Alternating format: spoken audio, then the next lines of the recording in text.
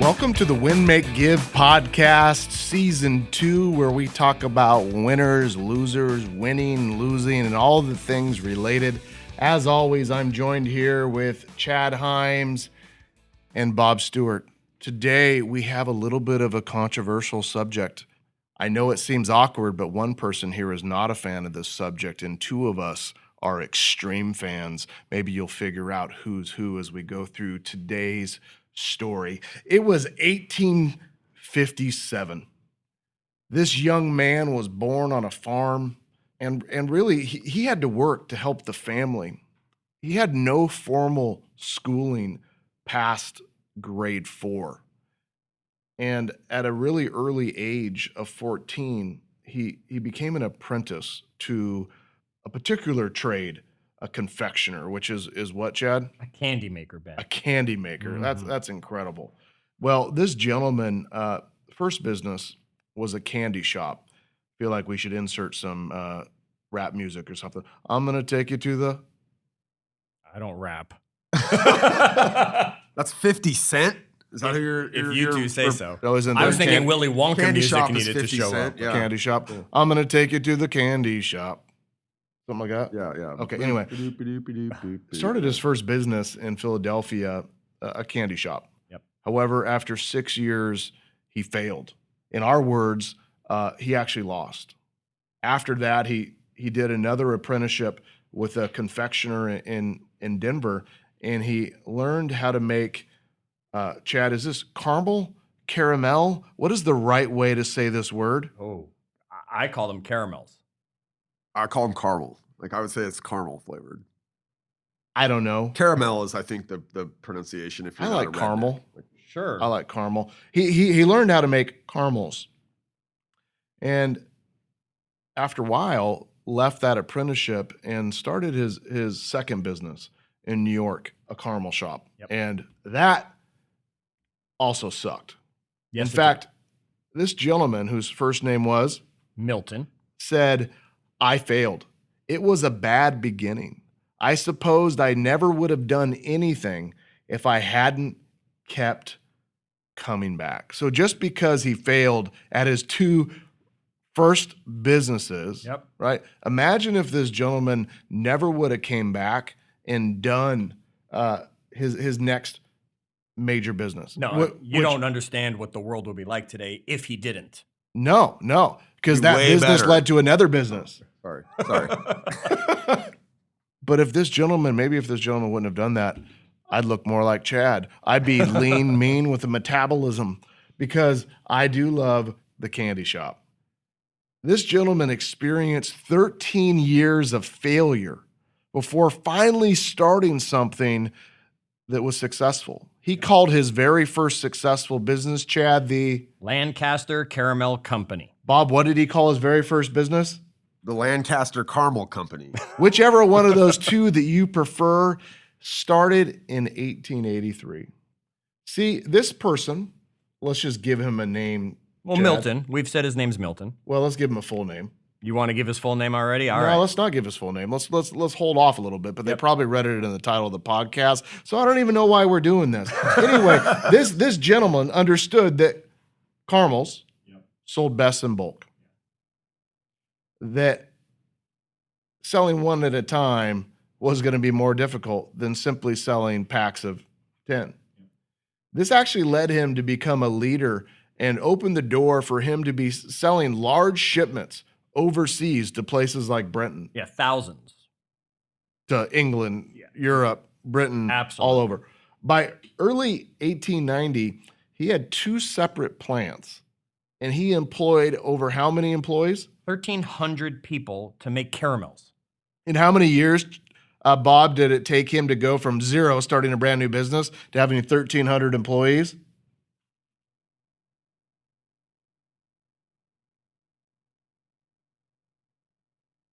6, 7, 8. 7. 7 years, Bob. Sorry, I thought. Okay, hold on. We can keep this in, by the way, Dave. We all have hold on, you keep this in here. You don't have to cut this. Wait, you guys saying 7, like, that's how long it took him for that business. But the question was, how long did it take him from the start? And so I was going back trying to do the math, like, when did this guy start in his very first business to the point where he got to a successful 1,300-person employee? And by the way, if you do keep this in here, Dave, I'll let everybody know that as I was trying to dig the answer up in my computer screen, all you assholes were putting your fingers up at me, trying to give me the number, and I finally look up, and you guys all have 7s out there, and I'm like, oh, the answer is a 7, I guess. But anyways. The correct answer would have been 7. 7. In 7 years, he went from nothing, from failing for 13 years straight, to now employing over 1,300 individuals. He was winning, so to speak, at his first company. Now, Milton woke up one day and he said, I see a future in chocolate. I don't know if that's what his voice sounded like, but to me, that's what Milton sounded like. And he wanted access to it. So he ended up selling his very first company, the Lancaster Caramel Company, for $1 million. And Chad, in today's money, that would be... Yeah, that'd be over $31 million today. Bada bing, bada boom. Yeah. See, he saw that caramel sales were slowing overseas due to the start of what? Chocolate. Chocolate, ladies and gentlemen. If we had one word for today, it would be chocolate. We love chocolate, and by we mean... You and me, Ben. Chad and I. Yeah, because right. Bob gets his Ben & Jerry's ice cream and picks the chocolate pieces out and like spits it in the cup, which is freaking disgusting. That is a definition of like a sociopath, Bob. Okay, hold on. Okay, so I actually love chocolate enough, I might eat them after you spit it out. Okay, chocolate, chocolate's okay, right? I'd always pick the vanilla cupcake over the chocolate cupcake every single time. If it was Mike and Ike's or some candy, fruity flavored, I'm always gonna pick that over the chocolate. I'll eat chocolate. It's not like I think it's gross. I'm just not a fan of it. But frozen chocolate in ice cream is disgusting. And I'll tell you, I don't know a day. I could not tell you, Ben, a day the last time I did not have chocolate of some sort during the day. So it can be worked into your nutrition and your health plan that you don't have to give up chocolate. You don't get a body like this not eating chocolate. That's what I always say. So Milton Hershey, to be exact. There you go. Was at the World's Fair, the World's Columbian Exposition. I wish we could pronunciate on this show. In Chicago, and he tasted a chocolate bar. Yep. Before this, chocolate wasn't something normally found in a bar. It was something powdered that you poured into a drink, or it was other items for the rich, so to speak. But he was awoken to such a point that he said, you know what? I don't need this caramel company. Heck with it. It's out. So here's what he did. Chad, he took his $1 million, went back to where he grew up, which was in Pennsylvania, just outside of Lancaster, Pennsylvania. And he bought a bunch of land. Yes. Farmland, right? And why did he pick that particular area? He picked it for the fact that it was farmland, so he could have the dairy farms and all the cows, so he could have all the milk he needed for milk chocolate. Milk chocolate requires milk. Milk chocolate does require milk. He also picked it, Ben, because he wanted to, and we'll talk about this a little later in the episode, really, he wanted to build a town. He really wanted to have a legacy. He really wanted to help people. He really wanted to create something. So he built a town, and many people that are listening to this episode may have visited Hershey, Pennsylvania. I know I have. I have. Yep. I have. Bob probably hasn't because Bob. No, why would I go there? Because it's got a theme vacation. park. It's got everything that's going on. Sure, they're We'll trying to talk more. stuff chocolate in your face left and right. Get out of here. For a guy that goes to Disneyland like 14 times a year, you'd think that he would actually appreciate. I mean, I'll tell you what I don't get at Disneyland: chocolate. Dave, go ahead and just mute Bob for the rest of today's show, please. In 1900, Yes. Hershey created the Hershey bar. Oh, ladies and gentlemen, the Hershey bar. In 1907, ladies, he generated something a little bit more romantic. He generated and created the Hershey's Kiss. with the tongue la la lingua. The Hershey's Kiss in 1907, and in 1908, Bob, he added Almonds. all. I can get down with that. I do like chocolate with He almonds. probably spit the chocolate out and suck on the He almonds. just ate the almonds. Anyway, it was massively successful. In Yes. fact, Hershey was known to say something that really resonates with us regarding why he never advertised. Yeah. He said, give them quality. That's the best kind of advertising in the world. He actually didn't think that advertising was needed because if you built a quality product, it would actually do the hard work for you. Yes. Now, I don't know if you'd call this luck or fortune or timing, but we found that success has a lot to do with timing. And Milton experienced a windfall of success with World War II coming around. And why is that, Chad? Due to connections that he had and being the chocolate producer that he was, the military, the government actually came to him and asked for special chocolate bars. They were called the Ration D bar. And then later they added the tropical chocolate bar. Which I read, they had some specifications. Yes. Like some things that had to happen in the bar, like start with the number of calories. Okay, it had to be at least 600 calories per bar so that it could be a meal replacement for the soldiers. Yeah, because they needed to have it with them. Yep. At some point, they needed calories to keep on fighting. Additionally, it couldn't melt. Why is that? It had to be able to survive temperatures up to 90 degrees because that's what the soldiers were having to deal with. And just think about eating a chocolate bar in the middle of summer and how quickly it's all over your fingers because it melted. Maybe France in the summer or the South Pacific in World War II, Right. where it's humid and hot. So they didn't want the chocolate to melt all over. I don't know if you guys have ever left a chocolate bar or Hershey's Kiss in your pocket and you reach in there, you're like, ugh, gross. But additionally, they had some conditions around flavor. Yeah, this was the most fascinating thing, Ben. They had to make the chocolate bar unpleasant enough that the troops actually would like them as a remembrance of home, but would not end up craving them because they tasted too good. It's probably the bar that Bob had, which is why he doesn't like chocolate. Could be. Because for the rest of us, that doesn't even seem I fathomable. actually have a story. A lady made when I was in kindergarten, made there's some kind of chocolate that is like flavorless or something. And I don't know. It scarred me for life. Like, brought it into my class, tried to pass it off as chocolate chip cookies, but it was something. It was something that the soldiers, the American soldiers, gave away as they were freeing people during the war. They would give this to kids or families as they would come through areas.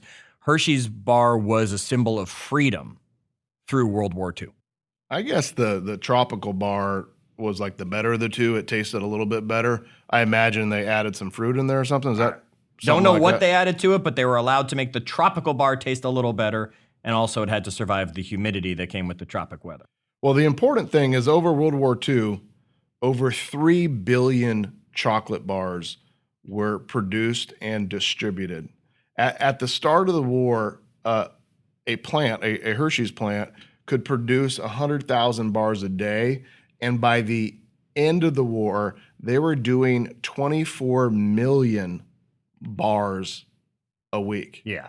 Pretty fascinating, huh? It is. And the government gave them so many different awards that they earned for what they did to help keep the soldiers in good spirits during the war. Apparently, at that same 1893 World Columbian Expose in Chicago, Milton witnessed a rolling machinery made, ironically enough, in Germany. Yep. That helped him realize that these sort of things, food, could be produced like Henry Ford Yep. was going to make The conveyor belt. the automobile, right?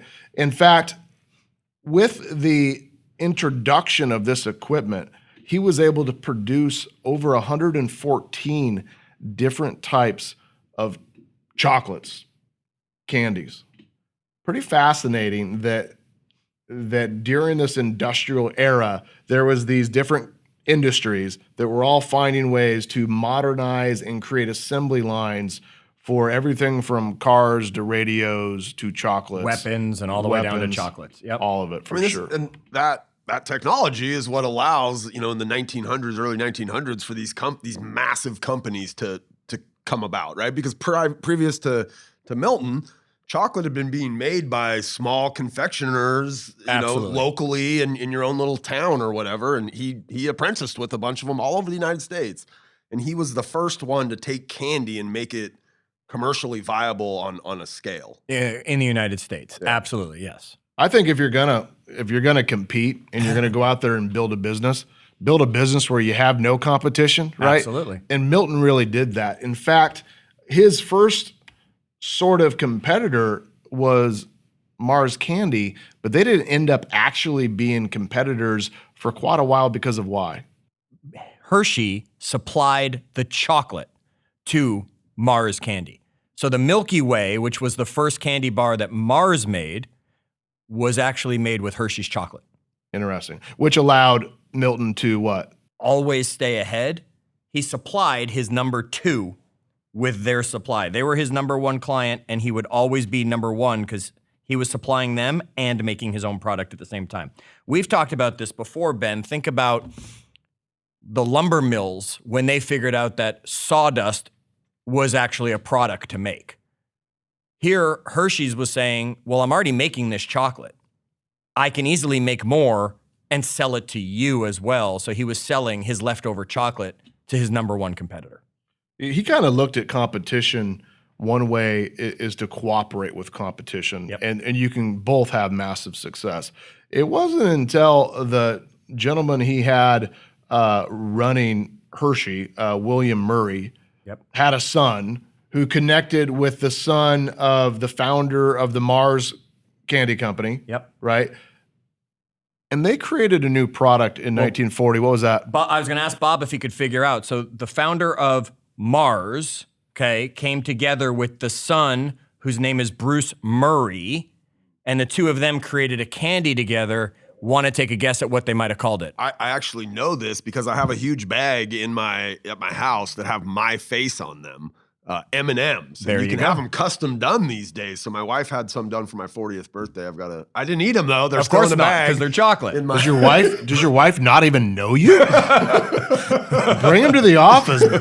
Chad and I will pound those things. That bag won't make it Those through are a recording special for my session. boys when they do something really good. They get to eat Dad's face. And Ben, we're here talking about Milton and what he had done. It's just a fascinating side story, though, that Forrest Mars actually played a game by bringing Bruce Murray in, who was William's son, the CEO at the time of Hershey's. He did this so that Hershey's would continue supplying them the chocolate because shortages were coming up. And they could see that coming, and he wanted to make sure his company still got chocolate supply. And as soon as everything turned around, Forrest showed his true colors, bought out Bruce, stopped using Hershey's for his chocolate supply, and then the Mars company became the number 1 competition truly to Hershey's. Now, Milton believed in optimism. What'd he say? One must have a reasonable optimism. It is the force that makes the world go. It's a side note, but I had wrote down a quote the other day about optimism that I have in front of me. It says, "Save your money like a pessimist and invest like an optimist." Oh, I like that. Say that again for us. Save your money like a pessimist and invest like an optimist. Now, Milton said one must have a reasonable optimism. One must have reasonable optimism. It's a force that makes the world go round. I actually like that quite a bit. Milton had an incredible life, and he created an incredible legacy. Him and his wife were actually supposed to be on the Titanic, but they skipped that trip. That was probably a good life decision. It was probably a good life decision. She was under the weather. And, here at Win Make Give, Ben, we talk about health, wealth, leadership, and legacy. And it was one of the things that fascinated us when we were talking about Hershey's is not only the fact that he had wealth, not only the fact that this guy knew how to be a leader and build an amazing company, but the legacy that he has left behind that we really wanted to talk about a little bit here. September 13th, for example, is International Chocolate Day. Now, Bob, do you know why they chose September 13th to be International Chocolate Day? Until you told me that that's his birthday. Yeah, they named Hershey's birthday International Chocolate Day. And on his birthday in 1995, the United States Postal Service actually issued a stamp honoring him as one of the great Americans as a philanthropist. So one of the quotes that he said is, "Business is a matter of human service." And that is one of the things that he did at such a high level that helps create his legacy. Ben, talk a little bit about part of his legacy that's still standing today and how powerful it is. You know, Milton and his wife were unable to have their own children, but they loved them. In fact, they created their own school that they named the Milton Hershey School. It was an orphanage that started with just 4 boys, and today currently houses over 2,000 boys and girls from around the world, all backgrounds. When they first started as this orphanage and a school. The school, since its inception, has been free for students that are low income, individuals that are 4 to 15 years old, and it's been entirely funded by a trust created by the Hersheys, valued today, that trust, at almost $15 billion. And I think it was 30+% of the Hershey company's profit gets contributed still today, Chad. Absolutely. To funding the school. They are funding the school. This many years later, he has left a legacy that this orphanage is being funded by his company, and it'll always own the majority shares of the company. Now, Milton passed in 1945, but his legacy truly lives on with his campus. In fact, also with the town that he created, Hershey, Pennsylvania. It's not legally a town, but he built it like a town with trolleys and schools and homes and arenas and stadiums, and now even a theme park. Yeah, and during the Depression, he actually stepped up the construction on the town to keep people working so that people that were in that area didn't lose jobs because the Depression had hit. Now, Milton was not without failure. I mean, he failed for 13 years straight, and he was also not without mistakes. He missed a huge opportunity to push chocolate through Europe after the war. He missed opportunities because he was so worried about his school and protecting profit to fund the orphanage that maybe he made some sacrifices in his business. I don't know if I'd call it a mistake. It was a decision.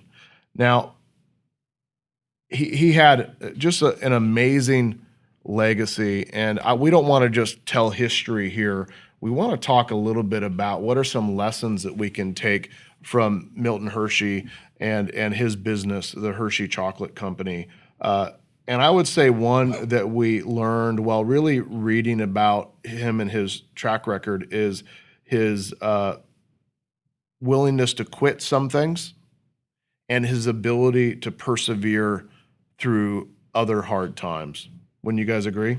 Absolutely. He clearly showed us that as he was going through it. Bob, what's a lesson that you take from? I think that foresight at the time when he was running the Lancaster Caramel Company to look out at the kind of the landscape of his industry and see chocolate coming, and to be able to take what was his first successful company, right, which I'm sure he had a real love for, given the fact that he'd failed for 13 years before that, to be able to say, all right, I've got this thing, it's going pretty good, but the industry feels like I should do this other thing, to have the fortitude to sell that business and go step into another business. I mean, that's a great lesson. Like, are we always kind of open to what the possibilities or the changing kind of nature of the industries that we're in, and what might be another opportunity, even if the opportunity we have is a good one right now?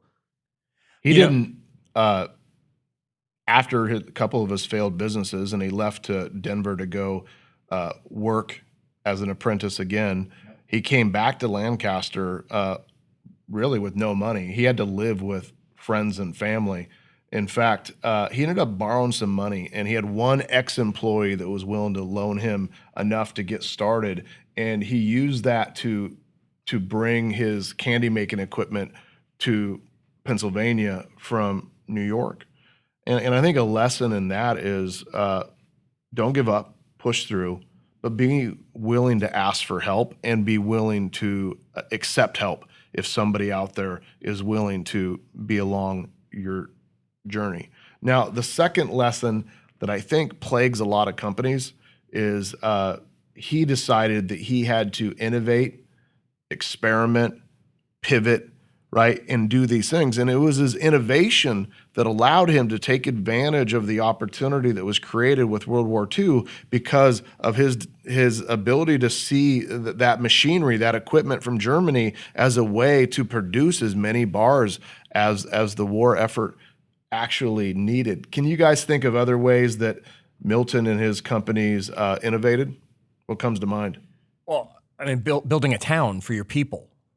I mean, how many people are out there saying, hey, I'm going to start a company, and by the way, I'm going to put up housing for my people, and I'm going to build a whole town for you. There's literally one guy right now today who's doing that, is the only one doing that, Elon Musk. I mean, he's like talking about in Texas building this town kind of around, I'm not sure which company, that might be a SpaceX or something, but when you think about that guy, he's like the richest guy in the world, or Sure. I don't know if he is today, but so that's very visionary thinking. Well, I don't have enough money to do that, so instead of building a town, I'm going to build a compound and start a cult. If you're interested, email me at Ben Kinney Colts. I've already been to the house that he's planning on using as the base for this, I think. Awesome.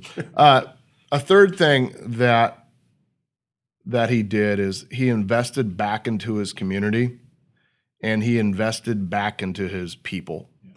In fact, many of the children who went through the orphanage ended up being leaders of his company, for sure. Anything else that stood out to you, gentlemen, about his ability to invest back into his community or his people? It was the loyalty that was created with his people. I mean, here you're pointing it out, Ben, that kids that he basically ended up taking in through his service and his orphanage end up wanting to stay with the company for long periods of time. He has, and it was the quote we shared earlier, that business is a matter of human service. I think he really, really lives that example of making sure it's not just about business and the bottom line. It's about business and the people the business is impacting in one way or another. You know, during the stock market crash of 1929 and the Great Depression, he worked hard to ensure that he didn't have to lay anybody off, that he didn't eliminate jobs. In fact, I read an article that here's the story. I'll just read it to you guys. It says that during the construction of his town, particularly the hotel, he was watching the steam shovel, which I imagine is like a heavy machinery equipment that moves dirt around, right, in operation when a foreman said, hey, this can do the job of 40 workers. And Milton immediately responded, get rid of the shovel and hire 40 people. Like, what a commitment to creating jobs and taking care of the people in the community. And when you own a business, that really is what you're doing, is you're creating opportunities and creating jobs. Now, another lesson is that quality is the most important form of advertising, or quality is your brand, quality is your marketing. And he never once wanted to sacrifice quality for profit or for competition. It was one of the most important things to him. And I think there's lessons that we can all take from that. Now, I would just end with the last lesson, which is use failures to fuel your success. Mm-hmm. That your failures don't define you. How you respond to them is actually what defines you. Yes. Now, as we wrap up today's episode, I hope that we can learn a little bit from history and from studying these other businesses and these other leaders from all industries, and give thanks to the people in our past that have helped lay the foundation for what we have today and what we're going to build tomorrow. I would like to say special thanks to my friend Matt Fedek, who's a business partner of mine and a great man. And he took me to the Hershey's chocolate factory and to that town many, many years ago. So Matt, if you're listening, and if you're not listening, somebody text him and say, Ben talked about him. Thanks for taking me to Lancaster, Pennsylvania for an ice cream cone and to see the Hershey's chocolate factory. How do we end these, Chad? Well, we challenge each of you to come into our Facebook group, facebook.com/group/win-make-give, and tell us your favorite candy bar. Come join the conversation when we post about this episode, and let's see what your favorite candy bar is. Until our next episode, remember, do good.